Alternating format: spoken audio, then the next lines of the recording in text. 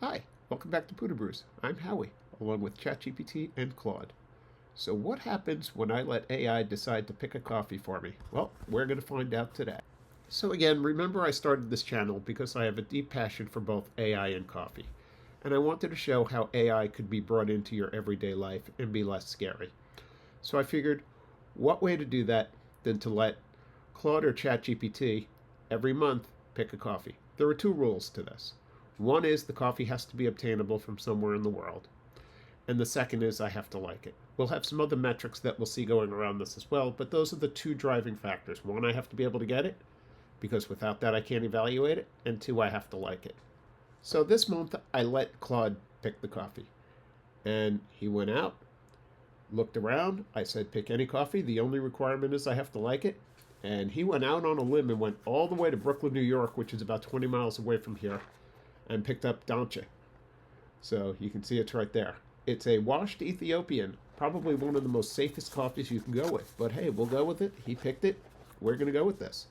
And in the cup, they find Earl Grey tea, watermelon, peach, and lively citrus acidity. So how did we go about brewing this? We went about brewing this a couple of different ways. The grinder was constant, though. It was always the Kafatek Flatmax SLM. I've been using that a lot, even for pour-overs lately. I've just been on that kick. So the first one that we did was I used the Orea 01, which I just got and I've been using a lot of.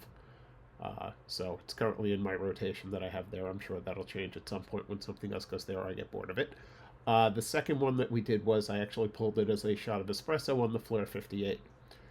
And to be honest, I like them both, but why wouldn't I like them? It's a washed Ethiopian that's probably as safe as you can get. And I actually did like both of the cups that I pulled from there, both the pour over and the espresso. So what do you say makes a good coffee? See what I did there? Because it's from Say. So there's a number of different criteria that we're looking at. And the first one is, obviously, did I like it? Yes, I did like it. Was it easy to brew? Yeah, it's easy to brew. It's a washed Ethiopian. It's very easy to do. I know how to brew Say. You just go at it really hot. You make sure that it's fine, and you go after it. Would I buy it again? I wouldn't go out of my way to get it, so I say no, I would not buy it again. And is it travel worthy? Yes, I would take it with me, but that's not necessarily a good thing or a bad thing, and we'll dive into that a little bit deeper on a different episode, not today. So at the end of the day, AI did win because I liked it. So good job, Claude. You're up 1-0. And now, a roast from ChatGPT. Claude picked a washed Ethiopian from Say, statistically the safest option in the third wave coffee world. Not bold, not risky, just predictable. Jasmine, lemon, clarity. Wow. He discovered flavor notes that have been on Ethiopian labels since 2013. Truly groundbreaking work from our AI visionary. Congratulations, you spent $28 on something that tastes exactly like it's supposed to. Next time, maybe roll dice and let Claude pick something with personality, or keep chasing safety. One predictable cup at a time. Okay, so this time I let Claude pick the coffee. Next month, should I let ChatGPT do it?